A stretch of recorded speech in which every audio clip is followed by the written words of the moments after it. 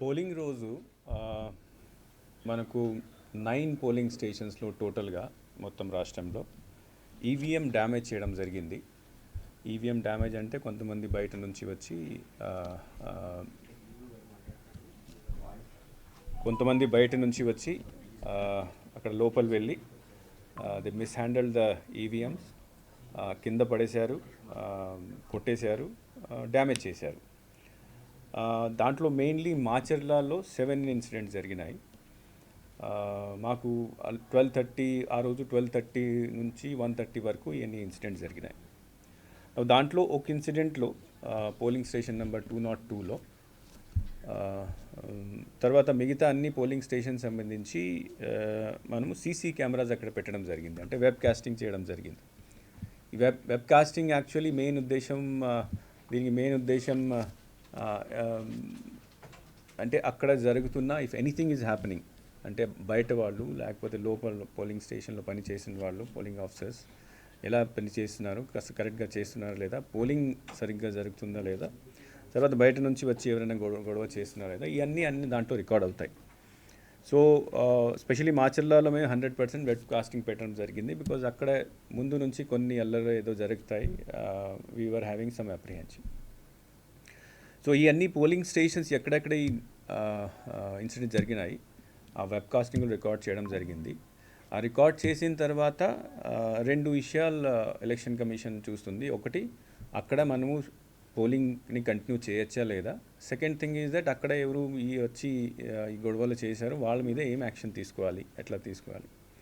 So first ఇష్యూకి వస్తే ఆ రోజు బెల్ ఇంజనీర్ వచ్చి ఇవన్నీ పోలింగ్ స్టేషన్లో చూసేసి అక్కడ డేటా భద్రంగా ఉంది, సెక్యూర్ ఉంది కాబట్టి అక్కడ పోలింగ్ కంటిన్యూ చేయడం జరిగింది కొత్త మెషిన్స్ పెట్టిన తర్వాత. సెకండ్ ఇష్యూ, అక్కడ ఎవరు వచ్చి గొడవ చేశారో వాళ్ళ మీద యాక్షన్ కోసం నెక్స్ట్ డే ఇట్ సెల్ఫ్ మన దగ్గర ఉన్న వెబ్ కాస్టింగ్ని ఇన్వెస్టిగేషన్ కోసం పోలీస్కి హ్యాండ్ ఓవర్ చేయడం జరిగింది. పోలీస్ కూడా దీని తర్వాత ఇన్వెస్టిగేషన్ స్టార్ట్ చేయడం జరిగింది. ఈ మధ్యలో సిట్ వచ్చింది. ఆ సిట్ వచ్చిన తర్వాత సిట్కి కూడా అన్ని నివేదికలు వాళ్ళు ఇచ్చారు. 20th of this month 20th మేని సబ్ ఇన్స్పెక్టర్ రెంట్ చింతాల ఆయన కోర్టులో మెమో దాఖలు చేయడం జరిగింది. ఆ మెమోలో he has mentioned that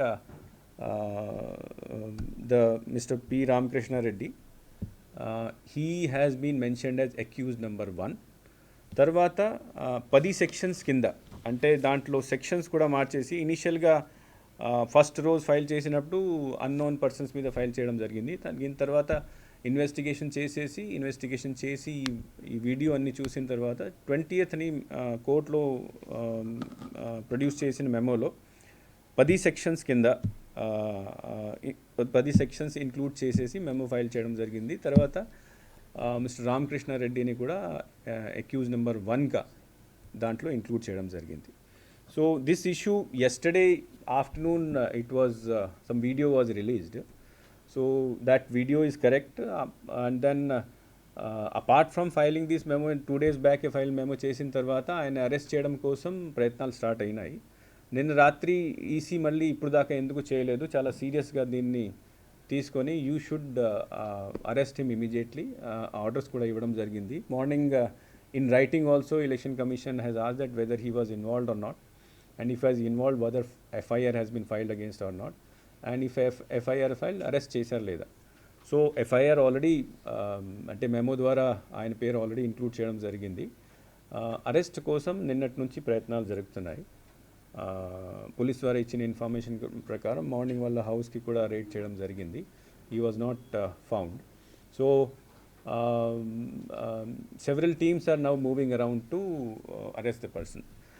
Election Commission has said that such type of incidents are very shameful incident in the sense that our intention is to do free, fair and peaceful elections, and when the candidate himself start doing this activity, that is a very serious matter. So stringent action should be taken. Stringent action ante as per the memo filed in the court against the accused number 1, 10 sections have been proposed against him, And these 10 section have very severe section where the punishment may go up to 7 years also. Sir అంటే ఈ ఒక్క polling స్టేషన్లోనే Pinnelli ధ్వంసం చేశారా మిగతా polling స్టేషన్లో కూడా అంటే ఆయన హస్తం as I said, these are all investigations which are going in all the cases. FIRs have been filed in all the cases. This case, as I said, although the video yesterday everybody has seen, but investigation ముందు నుంచి నడుస్తుంది. ఈ video వచ్చిన ముందే already ఒక రోజు ముందే ఆయన అక్యూజ్గా కూడా మెమో ఫైల్ చేయడం జరిగింది, సెక్షన్స్ కూడా ఆయన మీద పెట్టడం జరిగింది. All the other cases as and will report because SIT is already doing the enquiry. SIT enquiry already కమిషన్కి నాకు వచ్చినాయి, నేను కమిషన్కి పంపిస్తున్నాము. These are all confidential enquiries. So since investigation is going on, beyond that I will not be able to tell you. అంటే sir SIT వచ్చిన తర్వాతే ఇవన్నీ వెలుగులోకి వచ్చాయి, అంతకుముందు రాలేదు అన్నది ఒక ప్రచారంలో ఉంది. అంటే వెలుగులో కాదు, evidence was already there. Evidence was already shared by the district election officer to the police. 14th 15th ఇచ్చేశారు. ఇంక్వైరీ ఇన్వెస్టిగేషన్ అప్పుడే స్టార్ట్ అయింది. సిట్ వచ్చిన తర్వాత తొందర ఇట్ హ్యాస్ గాన్, అంత స్పీడప్ అయిపోయింది.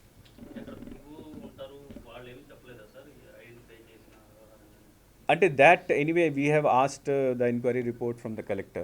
Once he said what was the PO doing, why did he not give any report, that anyway once I get the report from collector we'll take action.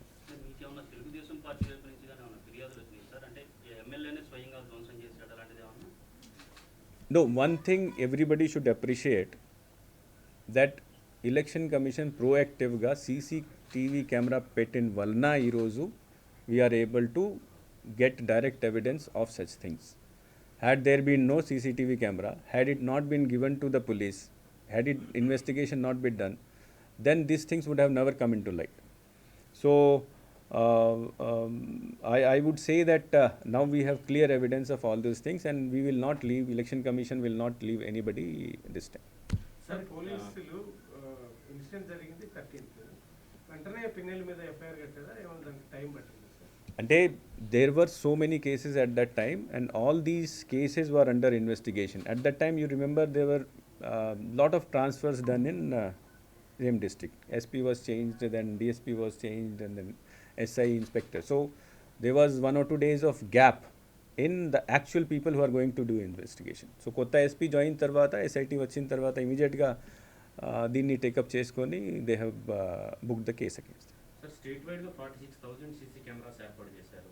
మరి ఈ ఇన్సిడెంట్ని అప్పుడే ఎందుకు గుర్తించలేదు, వెంటనే గుర్తించి అంటే I would tell you, incidents was recorded and identified same day it self.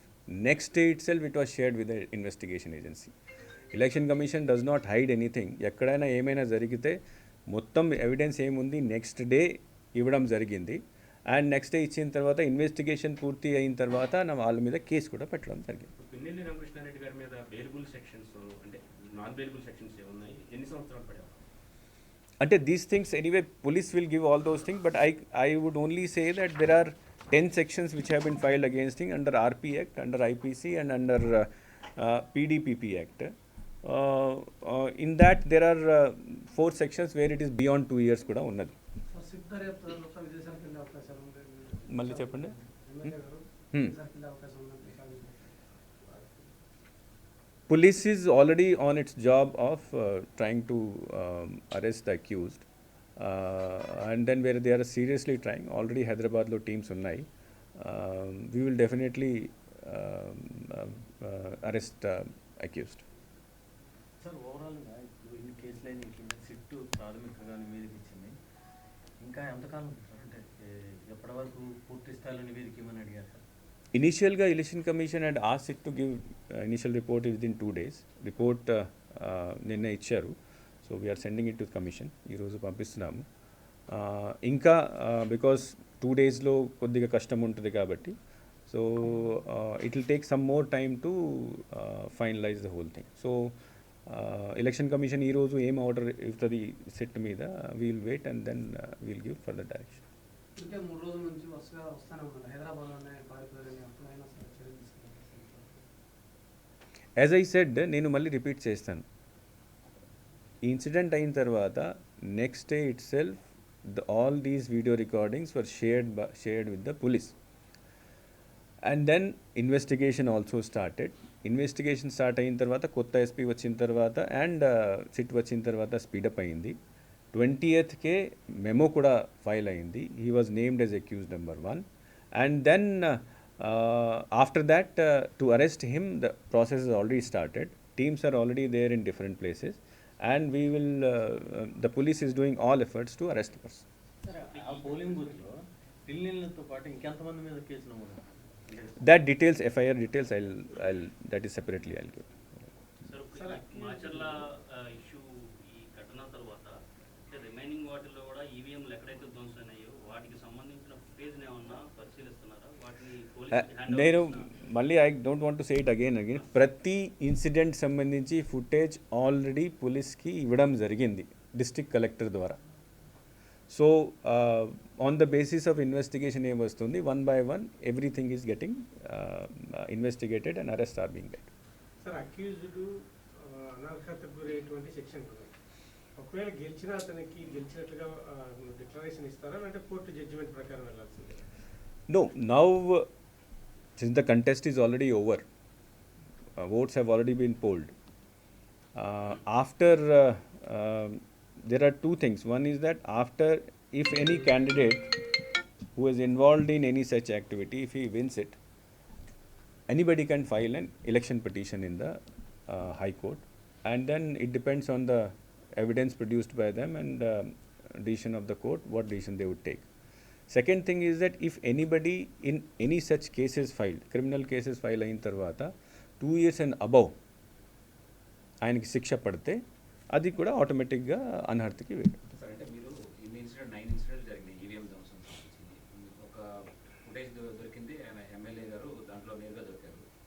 ఒక footage కాదు, ఒక ఫుటేజ్ ఫుటేజ్ ఇచ్చారు, బట్ ఎమ్మెల్యే గారు దాంట్లో రెడ్ హ్యాండెడ్గా దొరికారు. బట్ ఇక్కడ అందరూ అక్యూజ్డ్ అందరూ మీరు కేసులు నమోదు చేసి అరెస్ట్ చేసి పారిపోతున్నారు కదా, ఎట్లా సార్ మరి ఎందుకు క్విక్ రియాక్షన్ లేదు అనేది? No, that is why election commission said that SIT ఏర్పాటు చేయాలి. సిట్ మొత్తం ఇన్వెస్టిగేషన్ని పై నుంచి సూపర్వైజ్ చేస్తుంది.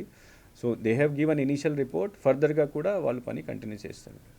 దాచిపెట్టారా తప్పుడు సమాచారం వచ్చా లేకపోతే విచారణ సరిగ్గా చేయలేదు సార్ ఈ ఇష్యూలో? ఇన్ని రోజుల పాటు ఎందుకు ఇంత డిలే? నేను మళ్ళీ 5 సార్లు అది same thing I have told you. So please don't ask the same question and again. Sir counting సమయం కూడా దగ్గర పడుతుంది కదా, మరి ఆ రోజు దాని తర్వాత కూడా మళ్ళీ అల్లర్లు జరిగేటటువంటి అవకాశం లేకపోలేదు, దానిపైన నో, ఇప్పుడు మీరు చూస్తున్నారు నవ్ అవర్ అరేంజ్మెంట్ మళ్ళీ స్ట్రెంగ్థన్ చేస్తున్నాము. ఎలక్షన్ కమిషన్ ఆర్డర్ ఇచ్చిన తర్వాత మరి 20 కంపెనీలు government of India home ministry నుంచి 20 కంపెనీలు అలాట్ చేశారు. ఎక్కడెక్కడ అలర్ట్ జరగచ్చు మనం ఆల్రెడీ ఐడెంటిఫై చేయడం జరిగింది. నిన్న డీజీపీ గారు కూడా స్టేట్మెంట్ ఇచ్చారు. 360 ప్లేసెస్లో అదే ఐడెంటిఫై చేశారు. పికెట్స్ మొత్తం రాష్ట్రంలో పెట్టేశారు. తర్వాత డ్రిల్స్, ఇప్పుడు డ్రిల్స్ కూడా నడిపిస్తున్నారు, ఫ్లాగ్ మార్చ్ చేస్తున్నారు. సో పూర్తిగా మనం ప్రిపేర్ అవుతున్నాం దీని గురించి. పబ్లిక్ కన్సంప్షన్ కోసం సార్ ఒకటి ఆల్రెడీ అంటే మీరు ఆల్రెడీ చెప్పారు. ఇప్పుడు ఈ ఘటన నేపథ్యంలో ఇంకొకసారి డౌట్స్ ఏమొస్తున్నాయంటే మళ్ళీ ఏదైనా రీపోల్కి అవకాశం ఉంటుందా, ఆ రకమైన సజెషన్స్ ఏమైనా క్షేత్రస్థాయి నుంచి వచ్చాయా అనేది కొంత డౌట్లు వస్తున్నాయి సార్, అది కూడా క్లారిఫై చేస్తారు. అంటే రీపోల్ ఏమైనా చేయాలంటే అక్కడ సంథింగ్ షుడ్ హ్యాపన్ దట్ అక్కడ nobody is able to vote. ఇక్కడ ఏం జరిగింది అంటే కొన్ని మిగతా చోట్ల కూడా ఏం జరిగింది అంటే బ్యాలెట్ యూనిట్ లేదా కంట్రోల్ యూనిట్ లేదా వీవీప్యాట్ని డ్యామేజ్ చేశారు. డ్యామేజ్ చేసిన తర్వాత ఓట్ ఎక్కడ ఉంటాయి? ఓట్ కంట్రోల్ యూనిట్లో ఉంటాయి. కంట్రోల్ యూనిట్లో చిప్ ఉంటుంది. ఆ చిప్లో ఓట్ సెక్యూర్ ఉంటే మనము పోలింగ్ కంటిన్యూ చేస్తాం. ఆ చిప్ ఏమైనా డిస్ట్రాయ్ అయితే అంటే ఆ రోజు ఆ టైం వరకు 200 మంది ఓట్ వేశారు, వాళ్ళ నంబర్ అక్కడ ఉన్నది అంటే వీ విల్ కంటిన్యూ. ఆ డేటా పోయింది, దెన్ రీపోల్కి వెళ్ళాలి. ఇక్కడ అన్ని చోట్ల కలెక్టర్ సర్టిఫై చేశారు, బెల్ ఇంజనీర్ వెళ్ళి చూశారు, సర్టిఫికేట్ ఇచ్చారు. అంటే ఆ టైం వరకు వచ్చిన ఓట్ అన్నీ భద్రంగా ఉన్నాయి. అండ్ దెన్ దీని తర్వాత 1/2 అవర్ 1 అవర్ గ్యాప్ వచ్చిన తర్వాత కొత్త మెషిన్ పెట్టేసి ఆ మెషిన్లో కొత్త ఓట్ నమోదు చేయడం జరిగింది. That is also secure. మనం ఆల్రెడీ పెట్టేశాము మన స్ట్రాంగ్ రూమ్లో, కౌంటింగ్ జరుగుతుంది. సార్ పిన్నెల్లి ఓటర్లను భయభ్రాంతులకు గురి చేయడము, అక్కడ మహిళలను అబ్యూజివ్ లాంగ్వేజ్ ఉపయోగించడం, ఆ సెక్షన్లు కూడా పెట్టారా? పెట్టకుంటే ఏమైనా అది రికమెండ్ చేస్తారు?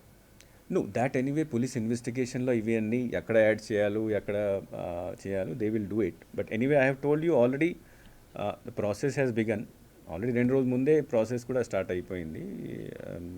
అక్యూజ్ కూడా కింద కూడా గుర్తించారు. సెక్షన్స్ కూడా చాలా పెద్ద సెక్షన్స్ పెట్టడం జరిగింది. సో ఎలక్షన్ కమిషన్ డైరెక్షన్ అదే, ఎక్కడైనా లూజ్ సెక్షన్ పెడితే ఆర్ చిన్న సెక్షన్ పెడితే సరైన సెక్షన్ పెట్టాలి.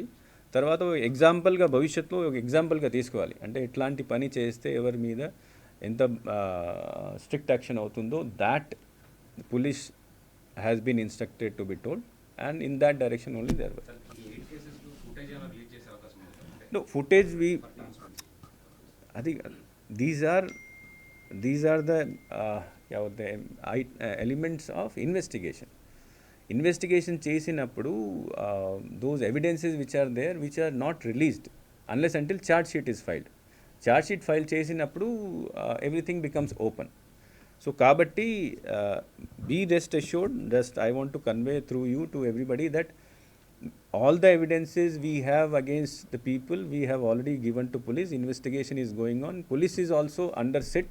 చాలా సీరియస్గా పని చేస్తున్నారు. ఎవరికి వదలడానికి ప్రసక్తి లేదు. Okay.